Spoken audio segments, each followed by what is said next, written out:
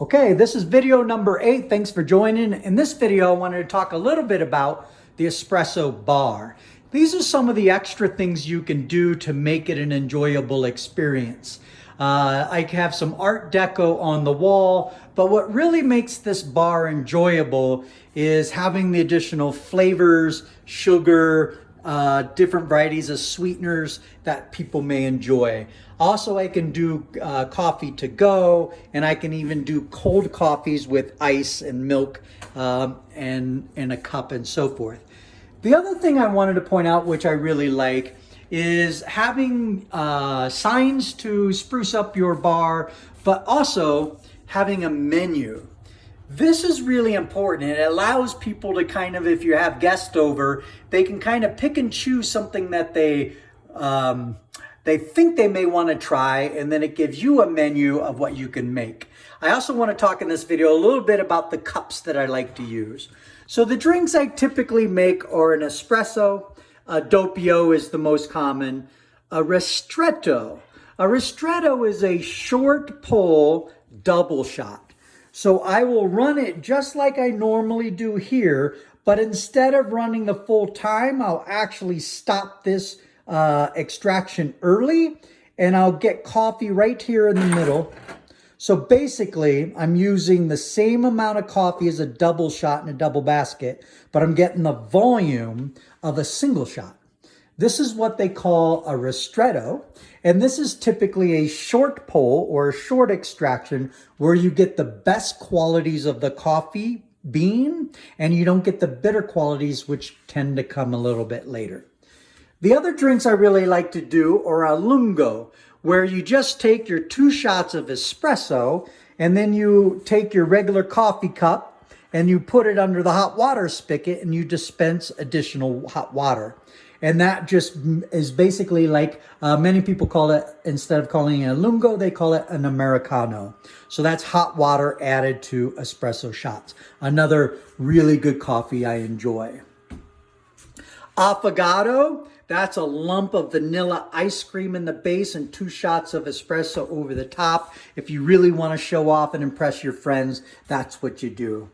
A con pana or a breve. These are the 2 I really enjoy. This is a double shot of espresso with just a little bit of half and half or cream on top. And this is my go-to drink. This is what I drink at work every day. I have 2 or 3 of these in the afternoon. And what I love about that is I don't sip coffee, I slam coffee.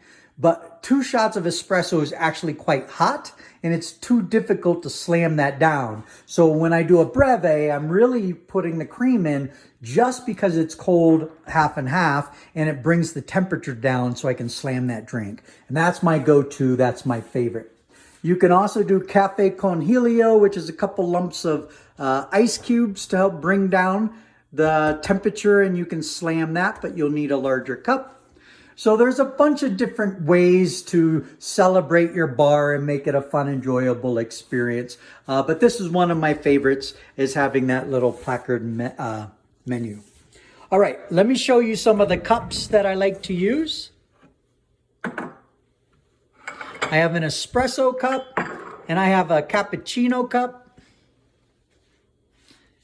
And then I don't have the fancy espresso. So you'll see a lot of really fancy espresso cups. They're real decorative, they're colorful.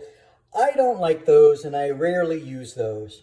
What you really want in a high quality espresso cup is a very thick wall, ceramic, high quality, simple, but it really allows the temperature to stay inside so it stays nice and hot, or the right temperature. Remember, this is a very small amount of volume, so the temperature is really important. One of the tricks is when you go to get an espresso shot, you start with a little bit of water in your cup, and then you dump that water out, and the temperature of this 200-degree water in this cup was just enough to heat that ceramic. And if you feel it, it's actually a nice warm cup. Now I can run my double shot, pour it into this hot cup, and boy, that's just gonna hold the temperature so much better. All right, cappuccino cup. Typically, a cappuccino is 1/3 espresso, 1/3 milk, and 1/3 foam. That's a cappuccino.